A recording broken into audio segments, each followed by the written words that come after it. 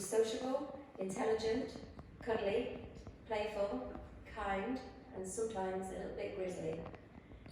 He would even hibernate in winter. He stocked up and never ran out of anything. He was never kidding when he said, "You'll need a skip when I'm gone." "Thanks for that, Dad, it's coming tomorrow." Our dad could drive a train, sail a boat, ride a motorbike, and even fly a helicopter.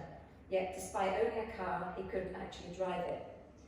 Mum did try to teach him, but Victoria and I used to just be in the back, giggling at him kangarooing down the road, so he gave up and let Mum do all the driving. Once a sailor, always a sailor. Dad's love for the sea continued with sea fishing early on Sunday mornings and then sailing boats in Greece with his colleague and lifelong friend Ken. And more recently, it was his passion for supporting the RNLI he will be mostly remembered for, with his many caps, pin badges, sweatshirts, to name but a few memorabilia, supporting the cause. I'm glad we finally got to take him to nearly every lifeboat station in Cornwall this summer. Dad was a believer in working things out for yourself. It was never easy, but we accepted that we had to learn the hard way. In school, Victoria and I weren't allowed calculators like our friends until we learned all of our times tables. He taught us algebra, algorithms, geometry, calculus, and if we dared to ask how to spell a word, he'd say, "Look it up in the dictionary." One of the first words we learned how to spell was initiative, and that was just as well the amount of times we had to use it. Dad was no saint. He told Victoria and I plenty of untruths.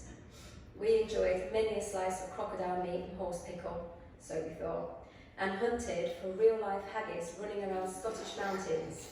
Imagine this brown creature with two short legs on the inside and two long legs on the outside so it could grip the mountain and run round in the same direction. Well, you'd have to use your imagination, as we had more chance finding the Loch Ness Monster.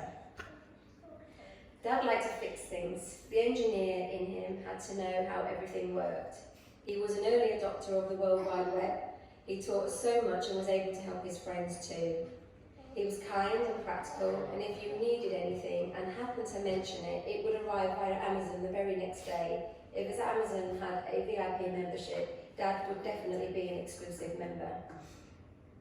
As his grandsons reached the legal drinking age, he was up there at the front of the queue to buy them their first pint, and then he, Peter, and the lads moved on to more sophisticated and refined tipples, sharing many whisky nights in Yorkshire together, sniffing, sipping and talking to the latest blend, singing the night away to his favourite classics like Queen, 10cc, ELO.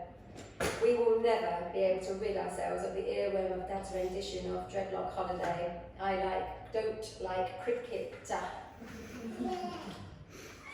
He worshipped his great-grandchildren, disappearing for hours playing shops, picnics, cooking, drawing, colouring, puzzles and much, much more.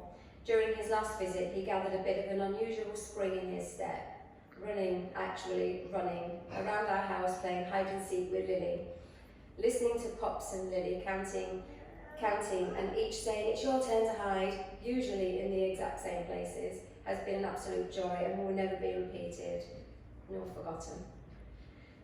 We made up for the time we could not see Dad by chatting for hours and hours on the phone. Him trying to put the whole world to rights and him not really understanding. "Pops, Dad, I really need to go now.